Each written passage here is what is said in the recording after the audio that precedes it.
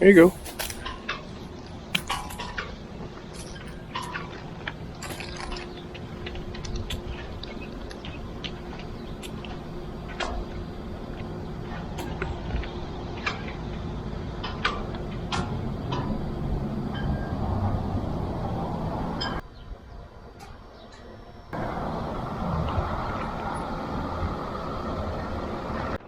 So the road off the highway into Rhyolite is paved, and it's only 1.5 miles off the main road.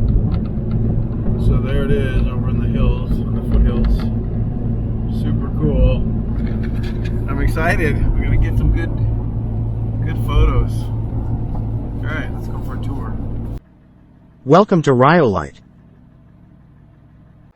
So in Rhyolite, there's all kinds of cool things. Here's an old railroad car, a Union Pacific. Looks like a caboose.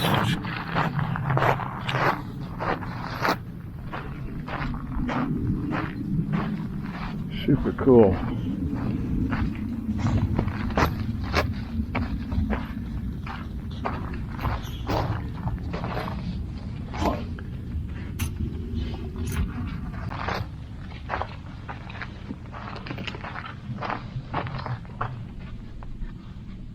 Amazing how these things held up, being that they're wood, you know, right along the tracks.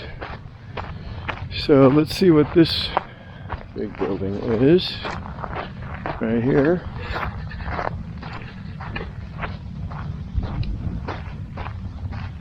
It's the train depot.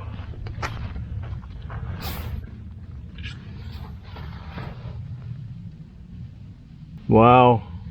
Picture of Rhyolite way back in the day. A lot of buildings. That's 1907. Wow.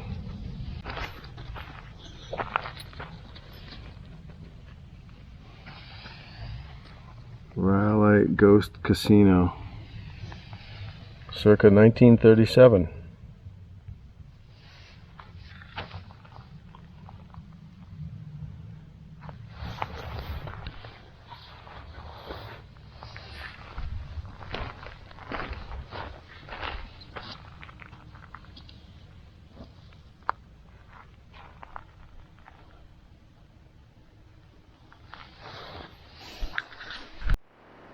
This is weird.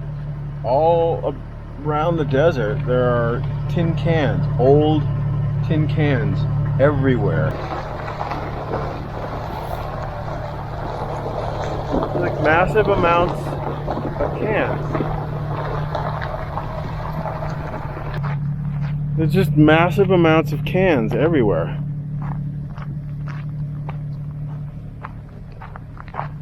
It's like the dumping ground or something.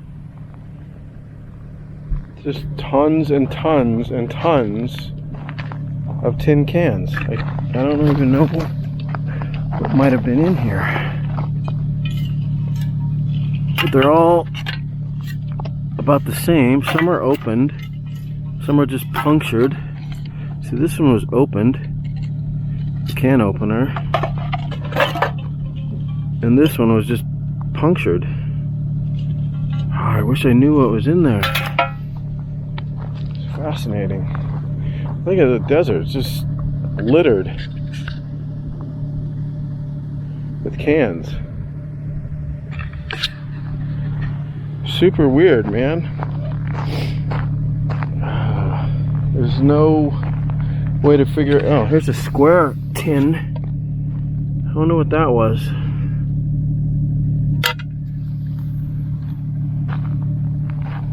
Mostly just like soup cans, I guess.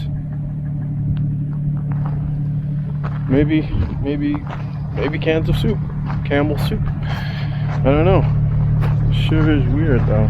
Like everywhere in the desert, like way out there. Just cans, soup cans. You get your soup and go eat in the desert, I guess.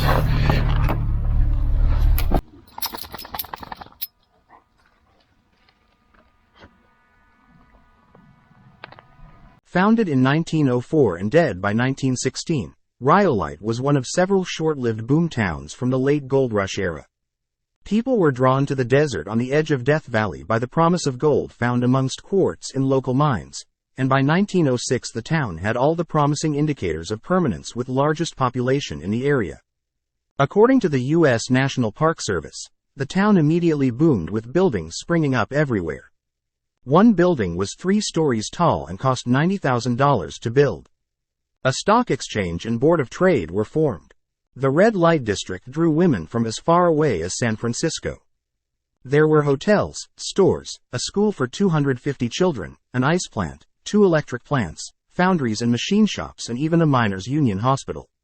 But in 1907, the U.S. financial markets were rocked by a panic that saw closures of banks, businesses, and mines. Rhyolite began to falter. The mine closed in 1911. In 1916, the lights went out forever. Since then it has been featured in several westerns. In 1925 Paramount Pictures restored the bottle house for the film The Airmail, and it was restored again more recently by locals. Empty hulks of the 3-story bank, the general store, and smaller buildings remain. Also there is a great-looking train station, as well as some other well-preserved ghost town ruins.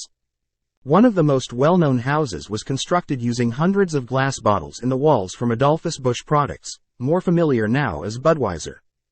Besides the bottle house, there are a number of weird and bizarre works of art strewn around this ghost town.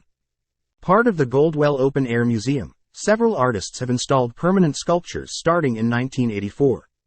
Probably the most interesting is the 12 life-sized disciples patterned after The Last Supper, built in 1984 by the Belgian artist Albert Sikalski. They consist of empty flowing robes, made of fiberglass, so they appear to be ghosts. There is also a 20 feet tall model of a miner and his penguin made of metal, and a 20 feet tall pixelated version of a nude woman made of pink and yellow cinder blocks. Another fiberglass ghost, the Ghost Rider, stands next to his bicycle, ready to go for a ride. Rhyolite is not too far from Beatty, NV, and if you're in the area, definitely worth a visit. Also, nearby is the eastern entrance of Titus Canyon, a one-way only drive into Death Valley.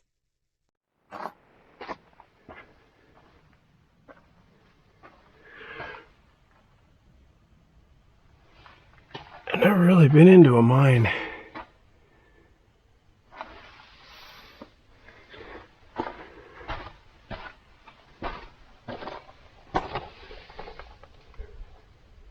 A little bit creepy. So, yeah, a little claustrophobic. There's the town of Rhyolite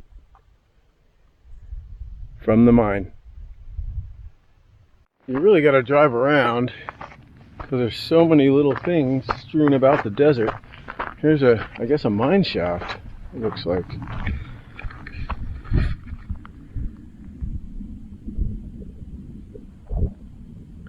Barbed wire all over it.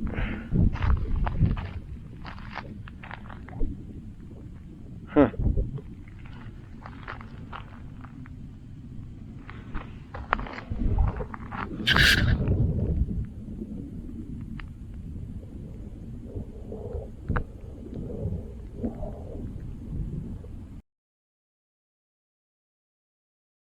Long ago, a man named Tom Kelly arrived in Rhyolite in search of his fortune. With dreams of striking gold, he joined the throngs of hopeful prospectors who flocked to the area. However, luck was not on his side, and after months of fruitless searching, Tom found himself without money or prospects. Undeterred by his misfortune, Tom decided to make the best of the resources he had. He noticed that the desert winds had deposited countless empty glass bottles among the town's ruins.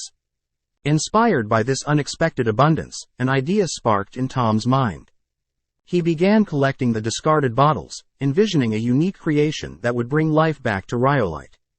Day after day, under the scorching sun, Tom toiled away, meticulously constructing his masterpiece. With unwavering determination, he carefully arranged the bottles, using mortar to hold them together. He adorned the walls with colorful glass, arranging the bottles in intricate patterns that shimmered in the sunlight. As word spread about Tom's project, people from neighboring towns flocked to witness the wonders he was creating. They marveled at the glowing walls, admiring the artistic vision and resourcefulness it represented. The bottle house became a symbol of hope in a place that had been all but forgotten. Tom's creation didn't just end with the exterior. Inside the bottle house, he crafted beautiful stained glass windows, allowing light to dance in a kaleidoscope of colors across the rooms. He fashioned furniture from discarded materials, breathing life into his humble abode. The house became a sanctuary of beauty, serving as a refuge for those seeking solace in the desert wilderness. The bottle house soon became the heart of Rhyolite, a beacon of creativity and resilience. Locals and tourists alike gathered to celebrate the artistic marvel, and the town experienced a small resurgence of interest. Artists, writers, and dreamers began to settle in Rhyolite, drawn by the allure of the bottle house and the untamed spirit it embodied. Years passed, and Tom's creation continued to stand tall, defying the harsh elements that battered the desert. The bottle house became a testament to the enduring power of the human spirit and the ability to transform the forgotten into something beautiful. Today, as visitors explore the ghost town of Rhyolite, they are drawn to the bottle house like moths to a flame. They marvel at its intricate design, imagining the determination and vision that went into its creation. Tom's legacy lives on, inspiring generations to find beauty in unexpected places and reminding them that even in the most desolate of landscapes, hope and creativity can flourish.